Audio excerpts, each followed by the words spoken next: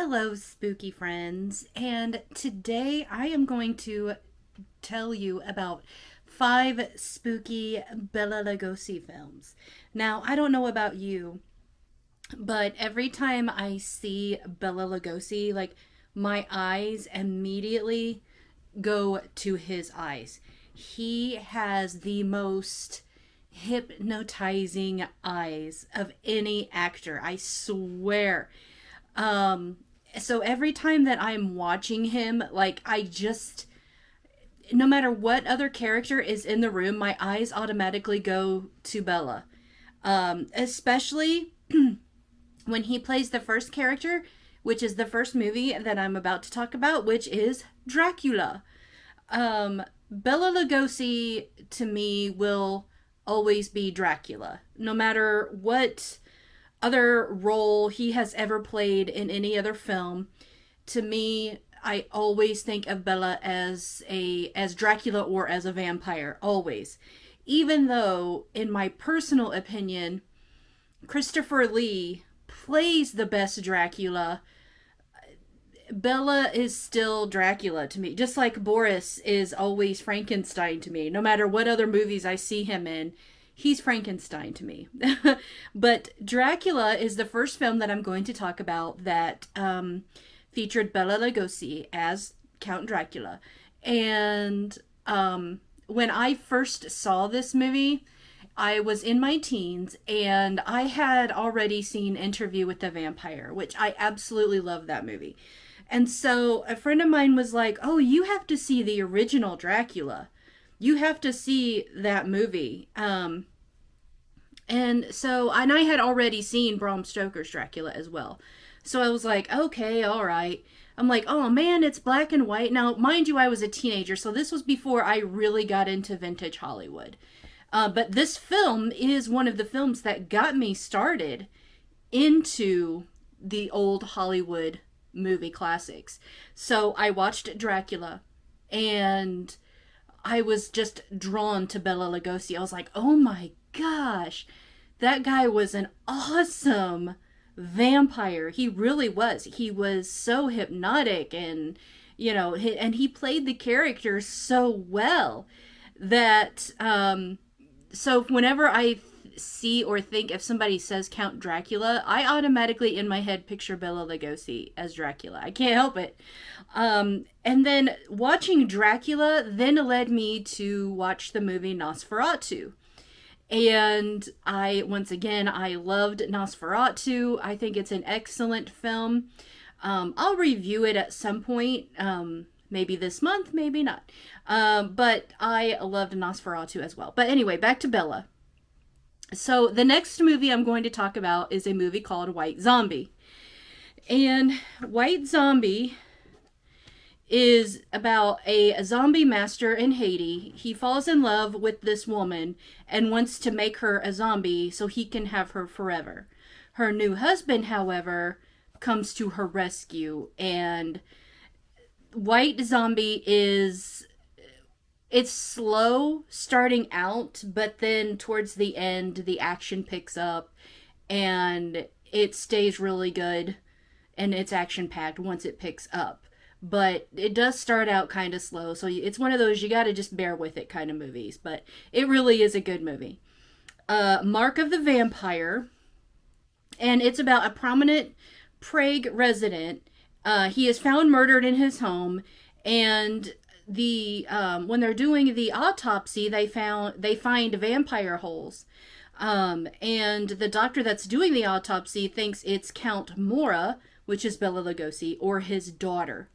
Mark of the Vampire is really good. It's one of my favorite Bela films.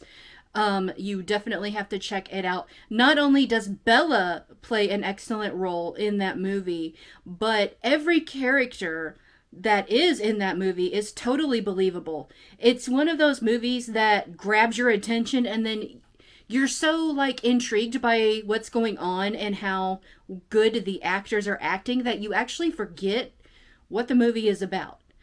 because you want to keep knowing what's coming next. It's one of those type of films. It's very, very good. It could also be a film noir if it wasn't about vampires. So it could actually also be a whodunit. So definitely check that out, Mark of the Zombie. Next is Bride of the Monster. And no, it is not Bride of Frankenstein. It is Bride of the Monster, something different. And it's about a mad scientist who tries to use nuclear power to transform people into superhuman beings. And they keep dying except for this one man who is Bela's assistant, because Bela plays the mad scientist. And his assistant not only survives, but he gains like these monstrous powers. And this reporter, she picks up on the story and she's able to get past a murderous octopus, yeah, and gets inside his mansion, and she uncovers what is going on, and he holds her prisoner, and that's all I'm going to say, because you need to check out the rest of the movie. It is really, really good. Does she escape? Does she die? Is she tortured? You need to watch the movie to find out for yourself. I'm not going to tell you. I don't want to give it away. All right, so next is The Devil Bat. And I have to admit, when I first saw this movie, I laughed. Like, I thought it was just funny. It wasn't meant to be funny, but I thought it was funny. But it's about a scientist who is upset because he thinks his partners are screwing him out of his company profits. And so he decides to get his revenge, and he's going to make this lotion that has this special perfume that only attracts a certain bat. A bat that he trains to attack whenever it smells this perfumed lotion.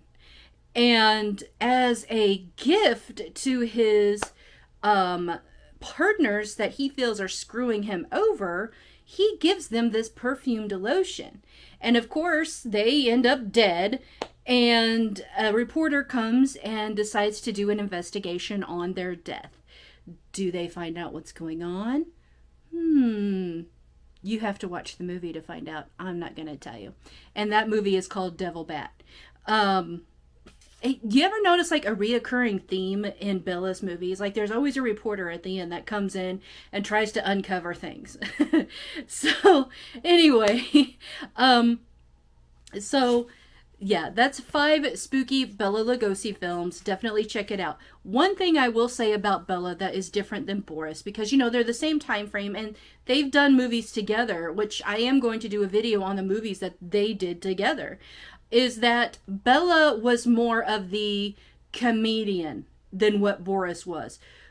Boris was just, in his acting, was just a very cut and dry kind of character. Not a lot of humor with Boris. Bela, on the other hand, in some of his films, he added a little bit of comedy to lighten up his character. And I just find that fascinating. I think that for that time era, and for the characters that he was supposed to play, I think that that helped him in his career as well. It helped people, you know, really start to like him, because after seeing Dracula, you know, back in those days, you know, it probably scared the crap out of a lot of people, and so they were just kind of taken aback by him. But then once they started seeing that, hey, he does have a light side as well, it eased up and more people were able to connect with him as a character. At least that's my opinion. That's how I feel. So those are the 5 films. Once again, they were Dracula, White Zombie, Mark of the Vampire, Bride of the Monster, and Devil Bat. And I do believe you can find most of those films on most streaming services right now. I could be mistaken, but I believe you can. And I know of these movies just because I have seen them on either Turner Classic Movies, or I own a DVD that these movies happen to be on. And that's how I know about these movies as well. So definitely give that a check out. So this video is going to be a little bit shorter than the others, because it just is. I don't have a lot to say about Bela Lugosi's films. um, even though I enjoy them and all of that. So that's going to do it for today's video. Please like, subscribe, and hit that bell to get notified whenever I push out a brand new video. And that's going to do it for today. And remember, stay spooky, my friends. Thank you for watching.